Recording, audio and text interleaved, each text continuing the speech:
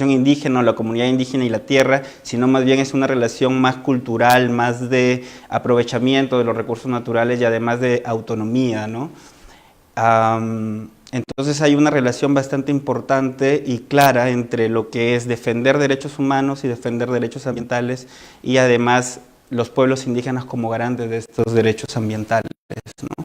Y bueno, en esa línea es importante también que podamos destacar cuál es el marco constitucional, legal, ¿no es cierto?, institucional que tenemos para efectos de garantizar que los derechos indígenas estén adecuadamente cautelados respecto a derecho a ambiente saludable, derecho a aprovechamiento de recursos, derecho al territorio, etcétera, sano, y un hábitat adecuado, de tal manera de que esta población del país tenga salvaguardados sus derechos al desarrollo y a un ambiente sano. ¿Cuál es este marco legal en relación con este tema?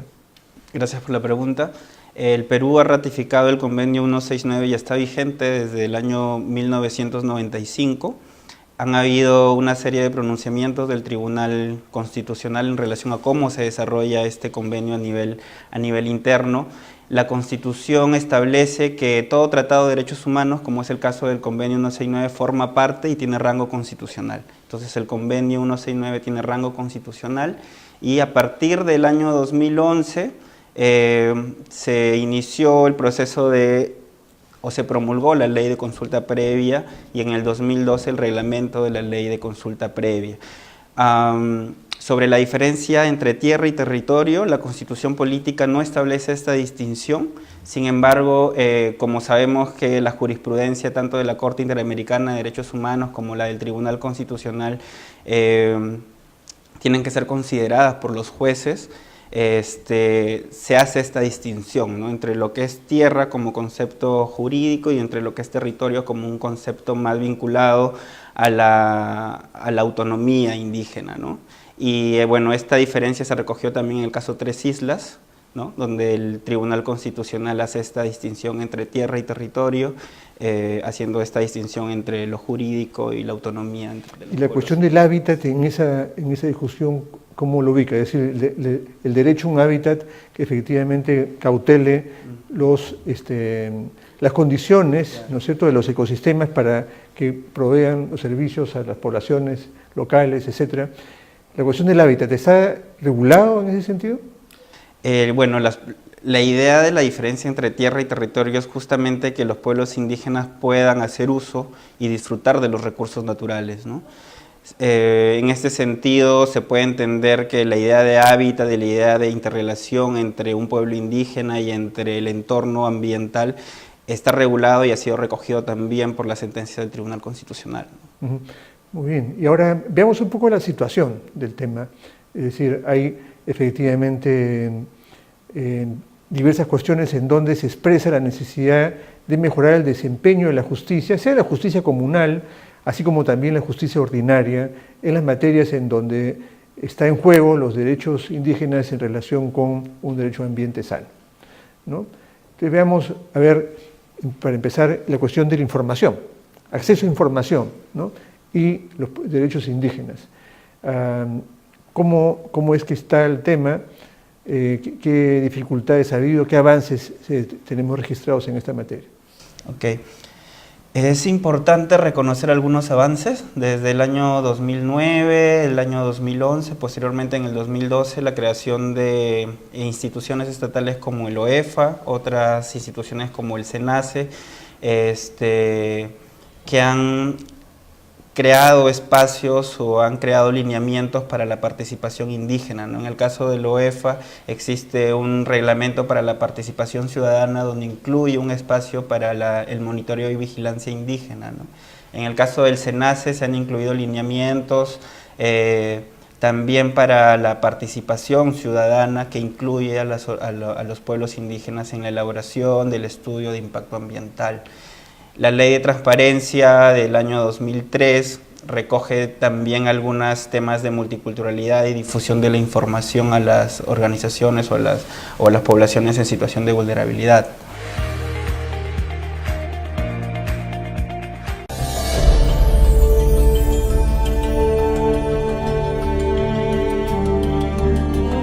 motivos laborales pues uno tiene que estar recorriendo a veces al interior del país.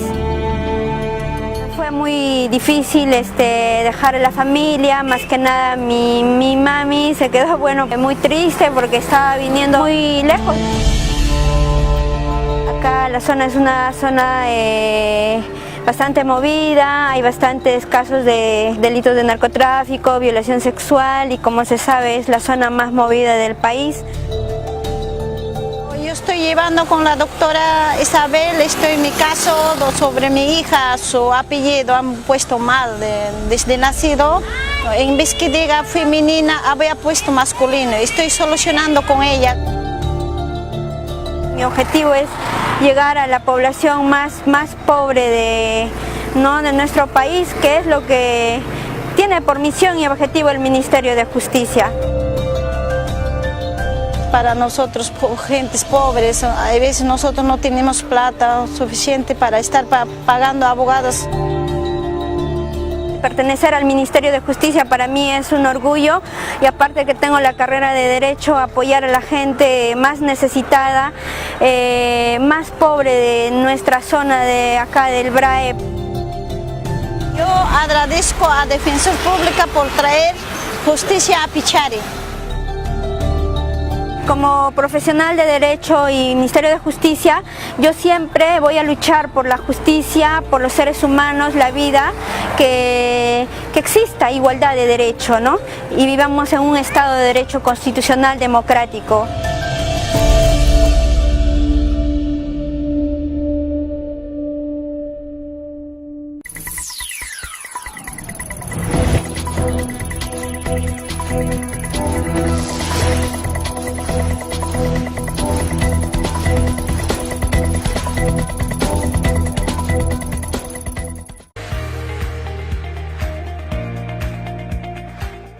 Y en términos de acceso a justicia, ¿no? A justicia ambiental en particular, tanto en su dimensión administrativa como en su dimensión jurisdiccional. Es decir, por ejemplo, las cuestiones vinculadas a las denuncias por contaminación, y las denuncias o discusiones en justicia administrativa vinculada al tema forestal o al tema hídrico, en relación con los derechos indígenas. ¿Cuál es el balance en general de lo que significa el desempeño del país en materia de acceso a justicia ambiental desde la perspectiva indígena? Es una interesante pregunta porque justamente ahora el Perú está en una etapa de creación de nuevos juzgados ambientales, ¿no? Creación de juzgados ambientales. Se ha creado recién el primer juzgado ambiental a partir de el Congreso de Justicia Ambiental que se desarrolló y justamente ha sido promovido por el Poder Judicial. Y el Pacto de Madre de Dios por la Justicia Ambiental. Exacto, y el Pacto de Madre de Dios por la Justicia Ambiental, que incluye un diagnóstico tipo observatorio para saber cuántos casos a nivel administrativo, a nivel constitucional, a nivel civil se están siguiendo sobre vulneraciones de derechos ambientales, sobre vulneraciones de derechos a los pueblos indígenas. En ese sentido, se está trabajando en la línea de base desde el Poder Judicial, apoyado por también organizaciones de sociedad civil. Y una oportunidad importante es el proceso en el que han estado involucradas varias instituciones, no solamente el Poder Judicial, sino también otros ministerios, sobre la ratificación del Acuerdo de Escazú, ¿no? Y es un punto importante, ¿no? Porque efectivamente ya después de cerca de 3 años, un poco más de negociación, más de 20 países, cerca de 25 países de América Latina y del Caribe hemos logrado un consenso sobre un acuerdo internacional de América Latina, para América Latina, sobre derechos y acceso a justicia ambiental, ¿no? Exacto. Y al inicio destacaste un tema vinculado a los temas de los defensores del ambiente, ¿no? Y que uno de los puntos importantes del Acuerdo de Escazú tiene que ver con ese elemento, es cómo asegurar de que las personas que desarrollan una acción para garantizar derechos ambientales no vean vulnerada esa actividad y menos, obviamente, que tengan riesgo de vida, ¿no? ¿Qué elementos importantes en ese sentido tiene el Acuerdo de Escazú en relación a ese tema y las otras dimensiones de la justicia ambiental? El Acuerdo de Escazú es quizás el primer instrumento que recoge el concepto de defensor ambiental como tal, y se centra en tres dimensiones, ¿no? Las tres interrelacionadas. La primera relacionada a la transparencia y acceso a la información, la segunda relacionada a la participación, porque sin acceso a la información y sin transparencia no hay una adecuada participación ciudadana o participación indígena, y por último el acceso a la justicia ambiental. Sobre estos tres temas, bueno, se ha estado trabajando en la delimitación de qué es un defensor ambiental, de qué es un defensor indígena, cuál es el alcance del acceso a la información, cuál es el alcance de la participación, y se tiene un primer borrador que tiene que ser ratificado, debería ser ratificado el 27 de septiembre de este año, ¿no? En Nueva York. Cuando 11 países ratifiquen el Acuerdo de Escazú, va a entrar en vigencia por 2 años y va a implicar todo un cambio positivo a nivel interno, a nivel de los ministerios y a nivel del aparato estatal, para incluir en su totalidad lo que prescribe este acuerdo, ¿no? Relacionado tanto a defensores ambientales, acceso a la información y acceso a la justicia en general, ¿no?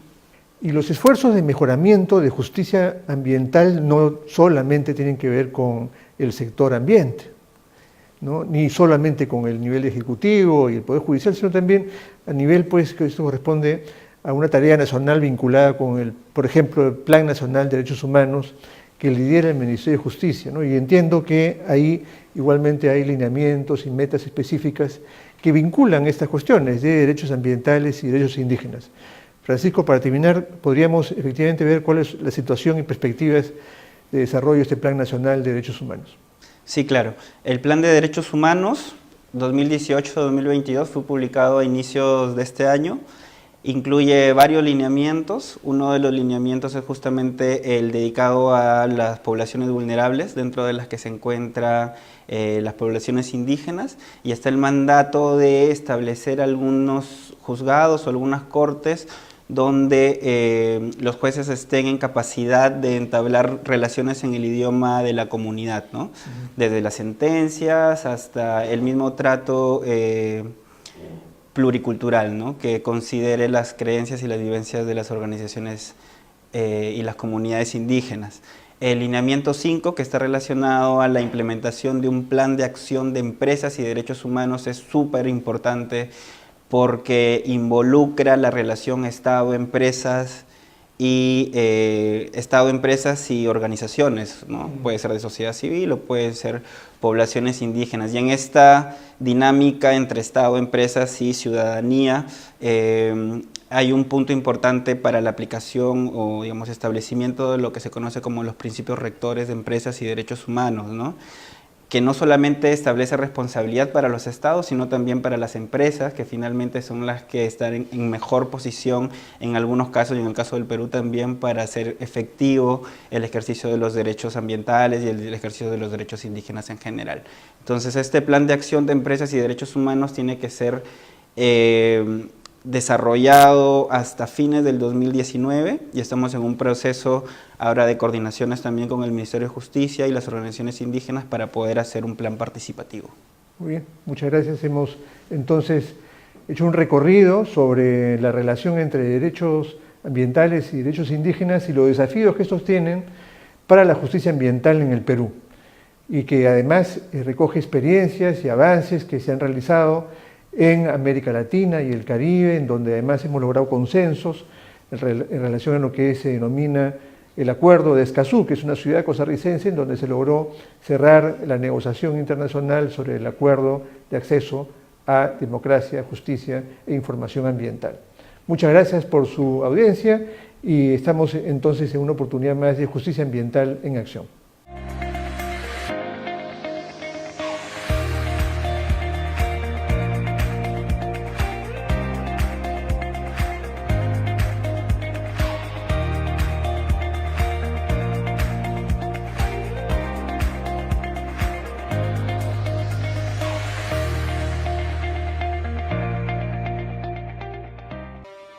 Las falsas promesas existen, la trata de personas también.